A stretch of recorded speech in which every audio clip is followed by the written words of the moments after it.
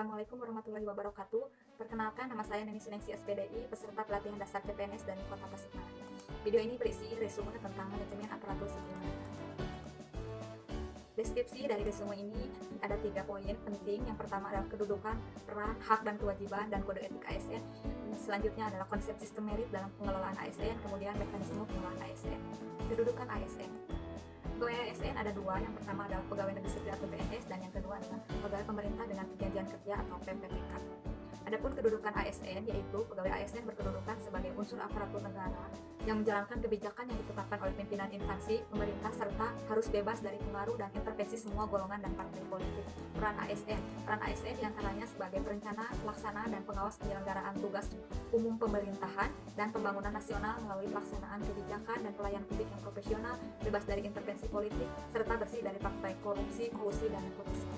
Tugas ASN diantaranya adalah yang pertama, melaksanakan kebijakan yang dibuat oleh pejabat pembina kepegawaian sesuai dengan ketentuan perundang-undangan. Yang kedua, memberikan pelayanan publik yang profesional dan berkualitas.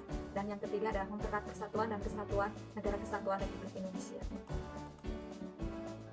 Hak dan kewajiban ASN. PNS berhak memperoleh yang pertama gaji, tunjangan, dan fasilitas. Yang kedua cuti. Yang ketiga jaminan pensiun dan jaminan hari tua. Yang keempat perlindungan. Dan yang kelima pengembangan.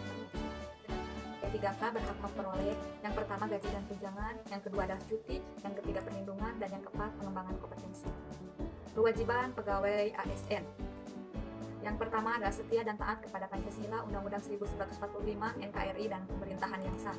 Yang kedua, menjaga persatuan dan kesatuan bangsa. Yang ketiga, melaksanakan kebijakan yang dirumuskan pejabat pemerintah yang berwenang. Yang ketiga, mentaati ketentuan peraturan perundang-undangan. Yang keempat, melakukan tugas kedinasan dengan penuh pengabdian, kejujuran, kesadaran, dan tanggung jawab. Yang kelima, menunjukkan integritas dan keteladanan dalam sikap, perilaku, ucapan, dan tindakan kepada setiap orang, baik di dalam maupun di luar kedinasan. Dan selanjutnya, menyimpan rahasia jabatan dan hanya dapat mengemukakan rahasia jabatan itu dengan ketentuan peraturan perundang-undangan, dan kemudian bersedia ditempatkan di seluruh wilayah Negara Kesatuan Republik Indonesia. Kode etik ASN. Kode etik dan kode perilaku bertujuan untuk menjaga martabat dan kehormatan ASN. Fungsi kode etik ASN: 1. Sebagai pedoman panduan birokrasi publik atau aparatur sipil negara dalam menjalankan tugas dan kewenangan agar tindakannya dinilai baik. Yang kedua, sebagai standar penilaian sifat, perilaku, dan tindakan birokrasi publik aparatur sipil negara dalam menjalankan tugas dan kewenangannya. Dan yang ketiga, etika birokrasi penting sebagai panduan norma bagi aparat birokrasi dalam menjalankan tugas pelayanan pada masyarakat dan menempatkan kepentingan publik di atas kepentingan pribadi, kelompok, dan juga organisasi.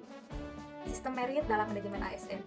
Sistem merit adalah kebijakan dan manajemen ASN yang berdasarkan pada kualifikasi, kompetensi, dan kinerja secara adil dan wajar, dengan tanpa membedakan latar belakang politik, ras, warna kulit, agama, asal-usul, jenis kelamin, status perkawinan, umur, ataupun kondisi kecacatan.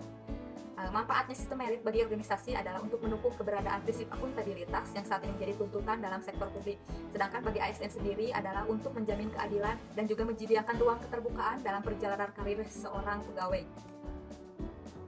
Mekanisme pengelolaan ASN.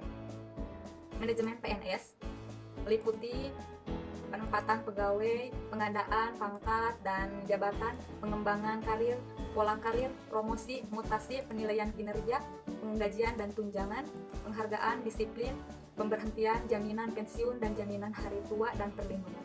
Sedangkan manajemen P3K meliputi penetapan pegawai, pengadaan, penilaian kinerja, pengjanjian dan tunjangan, pengembangan kompetensi, pemberian penghargaan, disiplin, pemutus hubungan perjanjian kerja, dan perlindungan.